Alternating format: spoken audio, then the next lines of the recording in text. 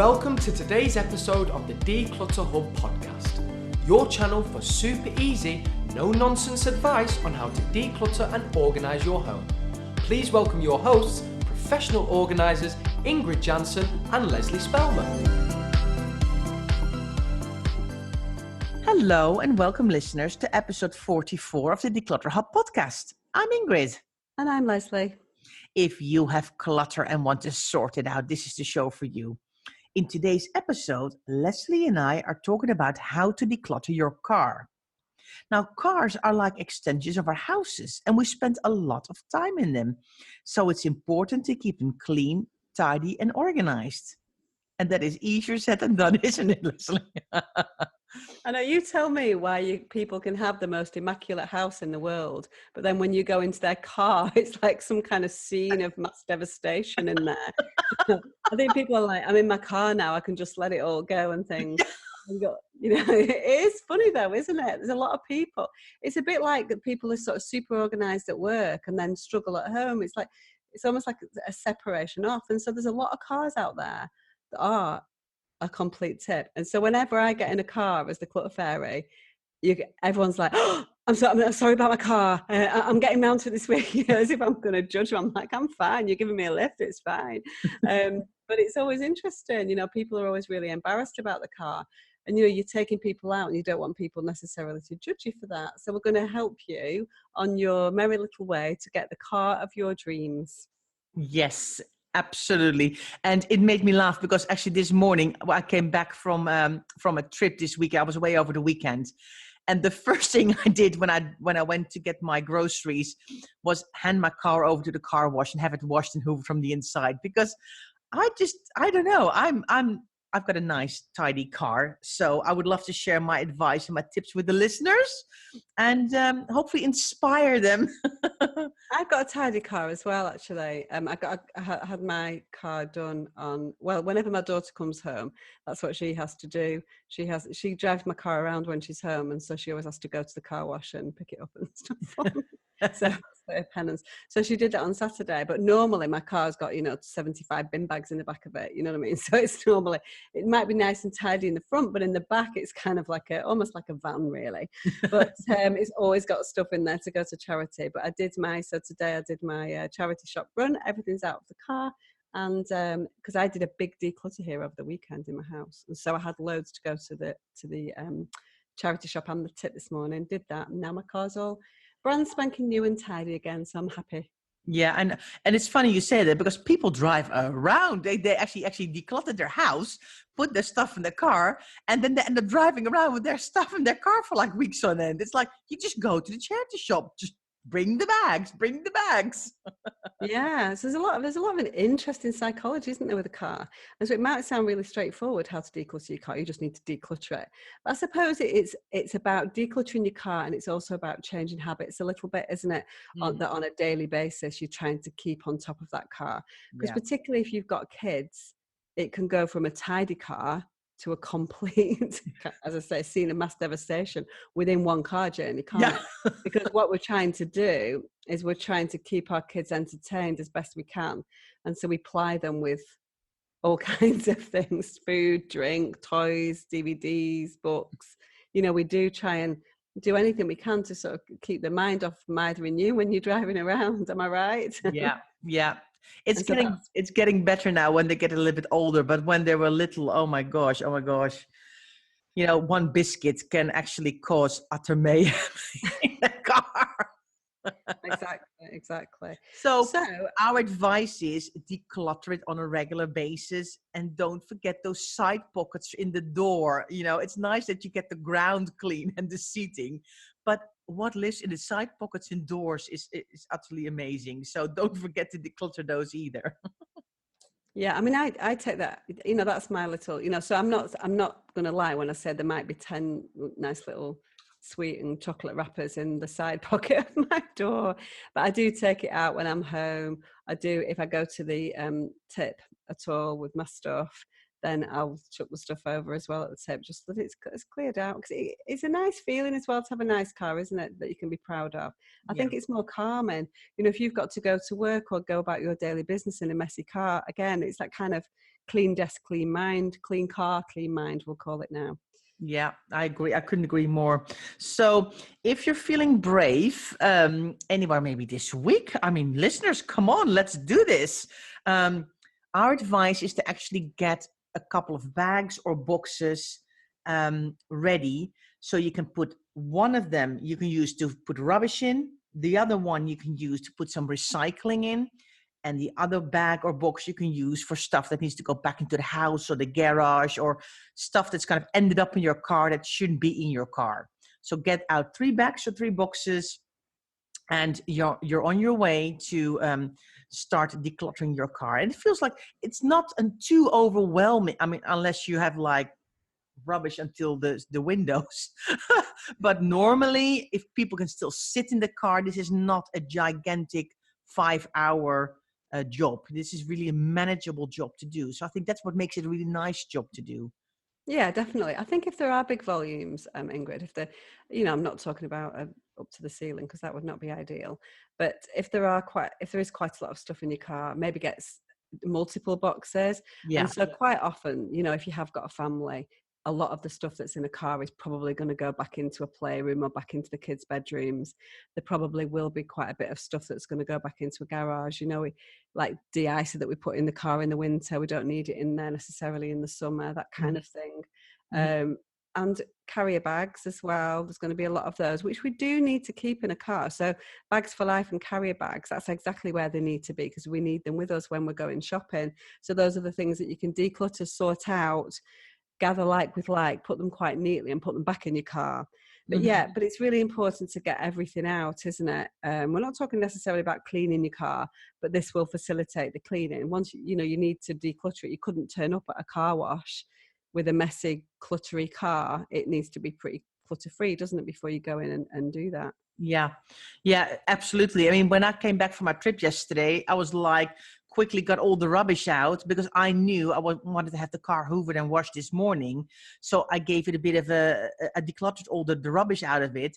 So it just, because then it can actually be hoovered and cleaned properly.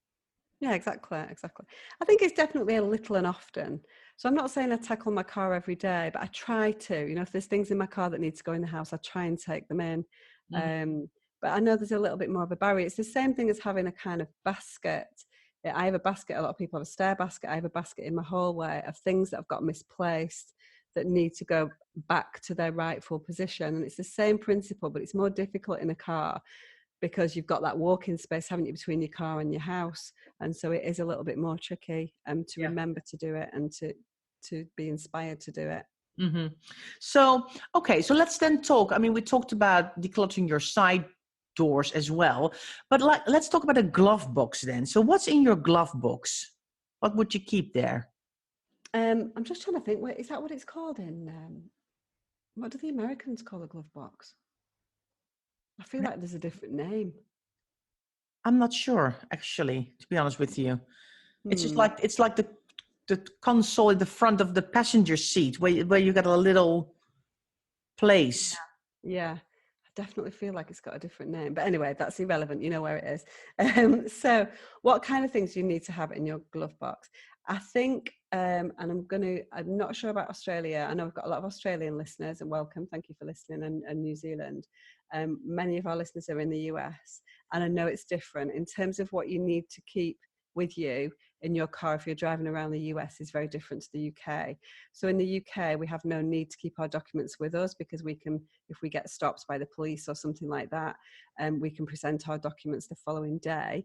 But in the US, you have to have your registration documents, your insurance documents, your driving license with you at all times. And so those are the kind of things that tend to be in the glove box in America, I think. So, and the other thing that I would keep in there, definitely keep the information about your roadside assistance, and so your kind of car breakdown, so you've got the details for that. And it's useful, obviously, to keep that owner's manual in there. I would keep my service history in there as well for if the car goes to the garage, so Yeah. they can put that in. But then, glove boxes these days, to be fair, are not that I do, just in case. I've never used it. But, just in case I forgot my purse and ran out of petrol or something like that, I just think it'd be useful. And a couple of pounds isn't going to cut it really from a petrol perspective. So it'd need to be a tenner to make any impact really, wouldn't it? So Mm-hmm. I do just put a little £10 note in my glove box as well. Yeah, that makes really a lot of sense. I think we actually have a little box with some bulbs in them, because my husband can actually change them himself. So if one of our light bulbs in the car goes, then he changes them. So we've got a little box with a couple of those different light bulbs that you have. So we don't keep it in the boot because it's because it's quite delicate. So we rather want to keep it in the glove box. And so the other place that you can store things in your car is the kind of central console. Mm-hmm. So the one between the two front seats. And again, that's a place that kind of gathers loads of random bits and pieces in there.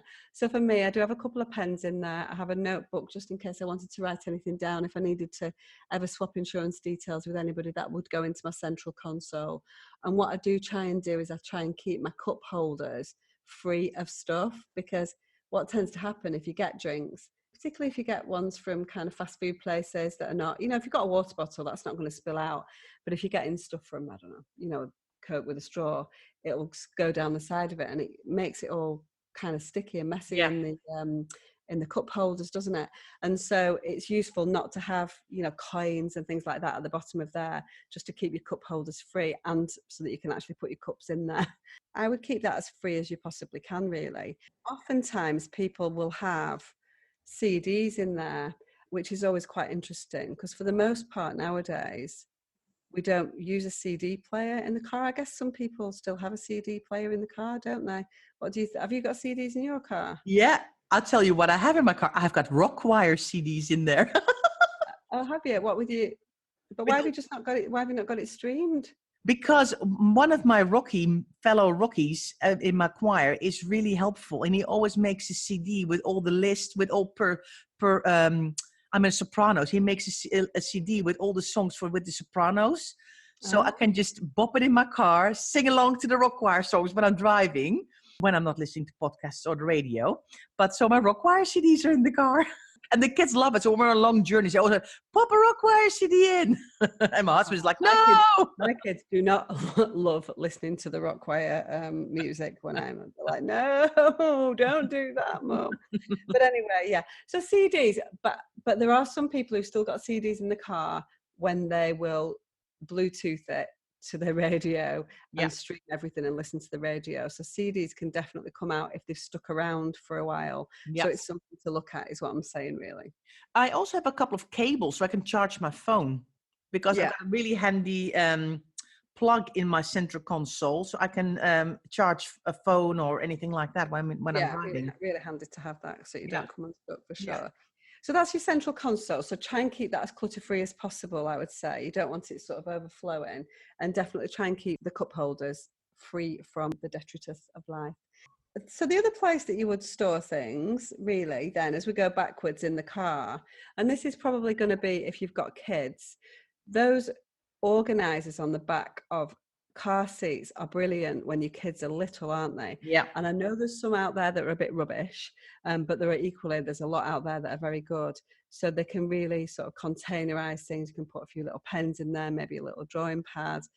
People can put the spaces now. A lot of the kids are using iPads, aren't they? Or even phones, or the spaces for those kind of things, which is really good to keep things safe, to keep things containerized. And it just looks much neater. So one of those or two of those in the back of the car is always really, really useful. I actually, until recently, had them. Both of my kids had one each. And also there was place to put a cup in for when they were younger. And only just recently, I thought, okay, they're getting really manky. I couldn't clean them properly anymore. They were falling apart a little bit. After, a good 8, 9, 10 years of use. So I got really good use out of them. And I've now decluttered them from my car. And it's nice now, but I think for when they're little, it was brilliant. Really, really handy. And I think that's it, Ingrid. Your kids are 11 and 13, are they? Nearly 13, yeah. Yeah, so they're older now. I think Yeah, we're talking kind of young kids, aren't they? yeah, Sort of two upwards, and then obviously those kind of things will go later in life. But they are really quite useful if you get a good one. But you really need to look at what yeah, don't just buy one. Think, right, what do I need to store in it? What do my kids? Because kids are going to like different things, aren't they? yeah, But those are really good on the back of the seats. And then if we go for even further back in the car, then you've got your boot, UK boot, America trunk. Yeah. yeah, yeah. Different terminology. And so what do we do in our boots? Well, I've got a crate, one of those collapsible crates, but actually mine does never collapse anymore, but it does keep everything really nice and tidy together. So I've got a first aid kit in there. I've got a pump for the tires of the car, because we keep an eye on them really, really well. So we don't have to go to the petrol station all the time to put air in the tires. Those yellow vests for when you break down on the road, and that came really handy last year when we actually broke down on the roadside. So I was really glad I had those yellow vests in my car. If we're in colder areas, probably a blanket in case you do break down. That's something you probably want to have in there. Your emergency triangle, so you can put your emergency triangle out, things like that. But I've got it in a nice crate, so it's all contained, so it doesn't keep flying through the boot all the time. Yeah, and sometimes those kind of things are already incorporated into the underneath storage in the boot, aren't they, as well, Yeah, like the pumps and the yeah, triangles and things like that. But I think that the key here is have a box that you can containerize things so that it doesn't just roll around in the back of your boot with yeah, everything else, really. I think that's really important, isn't it? You need your boot to be there for when you want to put stuff into it, when you go shopping and things like that. yeah. So I just have a container in the back of my car as well. I mean, to be fair, mine's mostly spare bin bags for when I'm working with clients, just in case I run out of the ones that I take in with me. But yeah, so no, it's really important to, we love containerization, don't we? And a boot is a great place to do that as well. Yeah. So we also wanted to share with you listeners a couple of tips. So what can you do to make sure your car doesn't end up looking like an enormous disaster? So have you thought about maybe placing a little bin or a bag in your car so you've got actually somewhere to put some rubbish in, so you don't have to drop it on the floor? So if you're eating an apple, you can just throw it in. I think I even saw somebody turn it's like a cereal container. They put these tiny little bin Yes. bags in. I Yeah. thought it was a brilliant idea. Yeah, I think the cereal container is the right sort of size, isn't it? I mean, what the size of bin that you need is like the one that we use for food waste in the kitchen, isn't it? Really, but they're a little bit too wide and square, aren't they, or sort of rectangular? So those cereal containers would definitely work well, wouldn't they? Yeah. So yeah, that seems to be a good one. You can also buy bespoke car bins as well, purpose made. Yeah. And I think you said something really interesting, Leslie, when we were preparing this podcast. You said, well, what I do is when I go and get petrol, I always pick up a few bits before I put petrol or diesel in my car, and I throw them away. Because actually at the petrol station, there are these large bins where you can just chuck away some stuff so it doesn't build up. Yeah, exactly. It's again little and often, isn't it? If you emptied your car, I mean, it's going to depend. If you honestly, as I say, within one car journey, if you've got a family, the car can just go from being tidy to very untidy. But for me, I'm not really transporting kids around anymore, so it's a little bit different. So really, it's just my sneaky petrol station bars of chocolate that go into the side side of the door. So those are things that I'm throwing away. It's mostly to get rid of the evidence, if I'm honest. Yeah, so those kind of things. But just do that, or when you come in, put things in the bin. It's just about not letting it build up, isn't it? And not letting it become this huge job, like, oh, I've got to spend 2 hours on a Saturday morning cleaning the car. You don't want to be doing that. Life's too short for that kind of stuff. Spend 2 minutes each time you go in the house. Have a couple of little bags that you can grab and stick stuff in. Your car's outside, your wheelie bins are outside. Put the stuff away, and Bob's your uncle. Yeah. Because in the end, all this clutter that you're driving around with is just going to weigh your car down, and it's going to end up costing you fuel. So it's going to end up costing you money.